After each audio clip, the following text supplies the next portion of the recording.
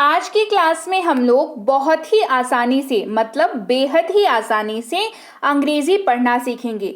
अंग्रेजी पढ़ना जब आप चाहते हैं, आप सीखना शुरू करते हैं, उसमें बहुत अहम एक रोल होता है 12 खड़ी का। जी हाँ, अगर आपको पता है मैं किसके बारे में बात कर रही हूँ तो मुझे कमेंट करके ज़रूर बताएं। तो चलिए आज की क्लास को शुरू करते हैं। हम लोग 12 खड़ी की क्लास को शुरू करते हैं। 12 खड़ी यानी कि जहां पर आप जो हमारी वर्णमाला है उसका और आकार का मेल देखते हैं, मतलब आकार पढ़ते हैं और वर्णमाला पढ़ते हैं, इन दोनों को मिला करके जो तैयार हो जाए वो है 12 खड़ी।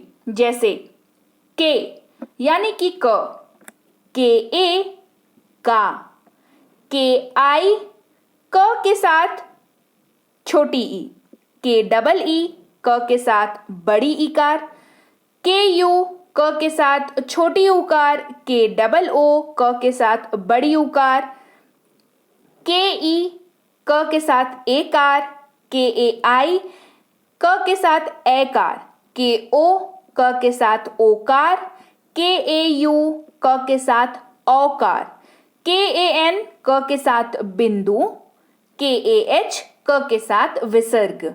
ठीक इसी तरीके से ख की बात कर लेते हैं। चलिए, ख के साथ ख यानी कि के एच, ख के साथ आकार की मात्रा यानी कि के एच ए, के एच आई यानी कि ख के साथ छोटी ई की मात्रा, के एच डबल ई ख के साथ बड़ी ई की मात्रा, के एच यू ख के साथ छोटी ऊ की मात्रा, के एच डबल ओ ख के साथ बड़ी ऊ की मात्रा, के एच ई ख के साथ एकार की मात्रा, के एच ए आई ख के साथ एकार की मात्रा, के एच ओ ख के साथ ओकार की मात्रा, के एच ए यू ख के साथ औकार की मात्रा, के एच ए एन ख के साथ बिंदु, के एच ए एच ख के साथ विसर्ग।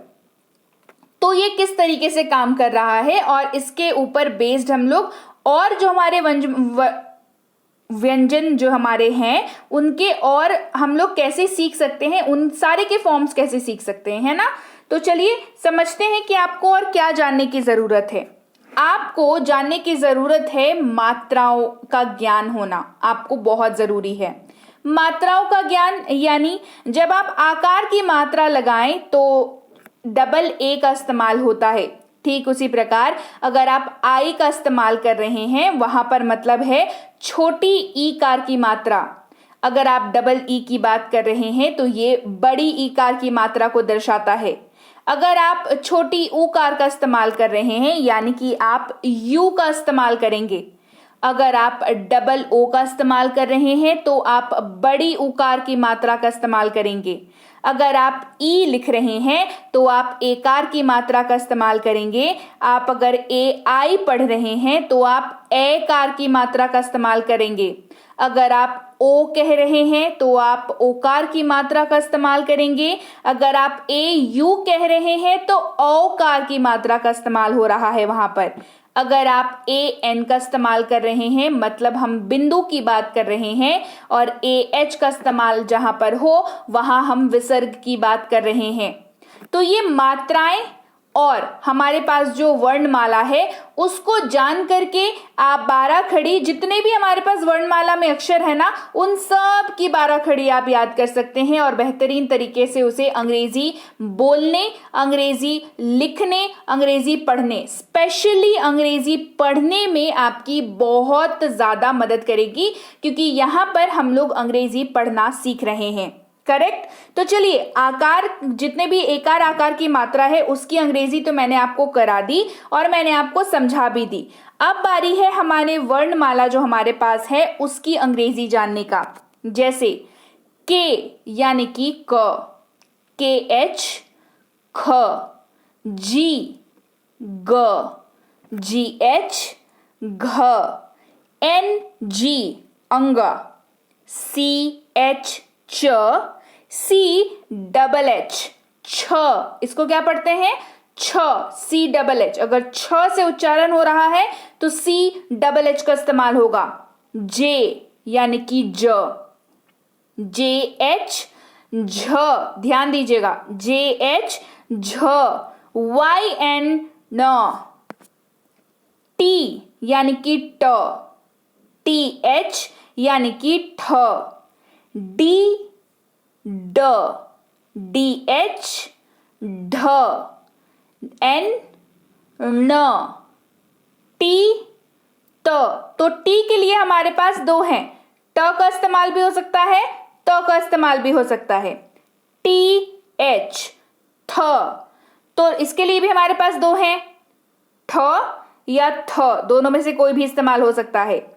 डी यानी कि द, DH ध, N न, पी प, PH यानी कि फ, बी ब, BH भ, M म, Y य, R र, L ल, V या W, दोनों में से कोई भी इस्तेमाल हो रहा हो मतलब उच्चारण व।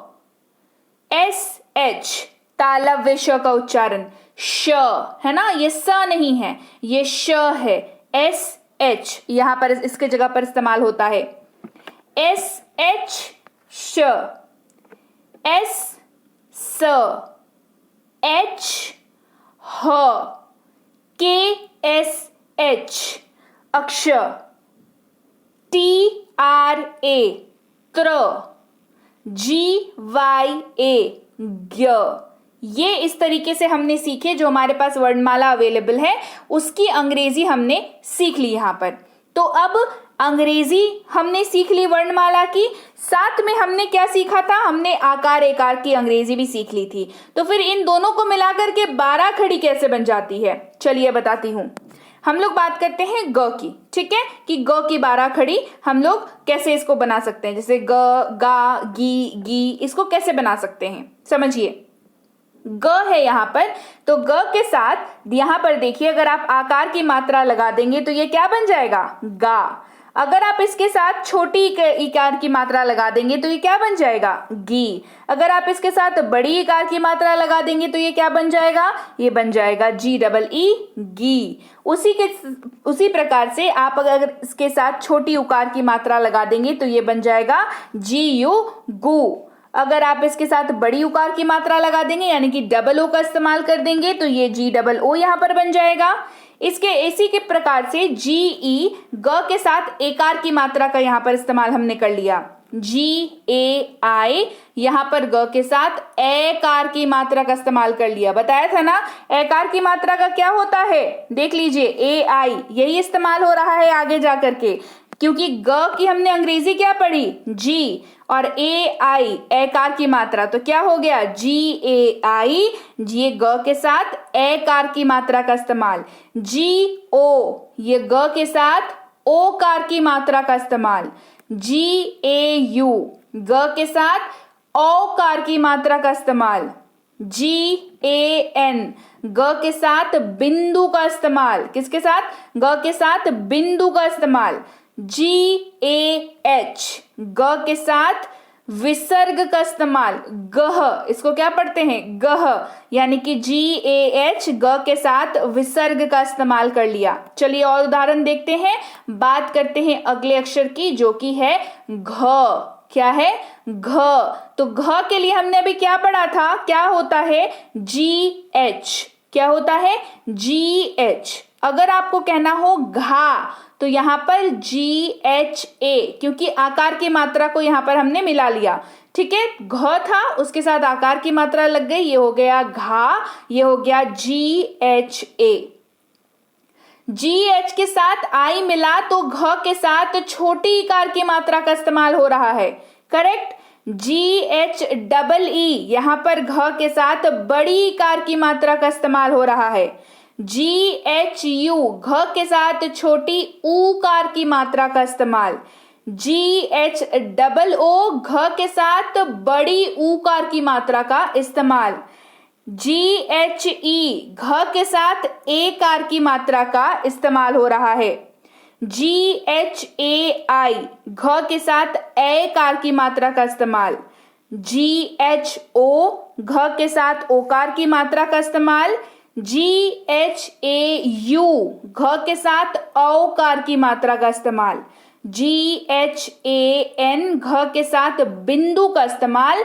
और GHAH, घ के साथ विसर्ग का इस्तेमाल। और इसी के साथ घ का जो ककहरा है या 12 खड़ी जो है घ की, वो कंप्लीट हो जाती है। तो हमने क्या देखा, हमने देखा कि अगर हमें के वो क ख ग घ की अंग्रेजी पता है, यानी कि वर्णमाला की अंग्रेजी पता है, और हमें आकार एकार जो मात्राएं हैं हमारी उसकी अंग्रेजी पता है, तो और इन दोनों के कॉम्बिनेशन से हम 12 खड़ी बना लेते हैं। अब 12 खड़ी जब हम बना लेते हैं तो उसका उच्चारण भी हम बेहतरीन तरीके से कर पाते हैं, और जब उच्चारण बढ़िया तरीके से आप कर पाते हैं तो आप अंग्रेजी सही उच्चारण करते हैं और आप आराम से अंग्रेजी पढ़ना भी सीख जाते हैं। तो मैंने तो आपको उदाहरण दे करके क ख घ ग और घ के बारे में बताया। 4 के बारे में मैंने आपको 4 की 12 खड़ी मैंने आपको बता दी, पूरे वर्णमाला की अंग्रेजी बता दी, पूरे आकार एकार की मात्राओं की अंग्रेजी बता दी। अब आपके लिए होमवर्क है बढ़िया सा, जितने मैंने छोड़े मतलब जो बचा हुआ है उन सब की 12 खड़ी आप घर में बनाएंगे कॉपी पर लिख करके, जैसा मैंने बताया वैसा।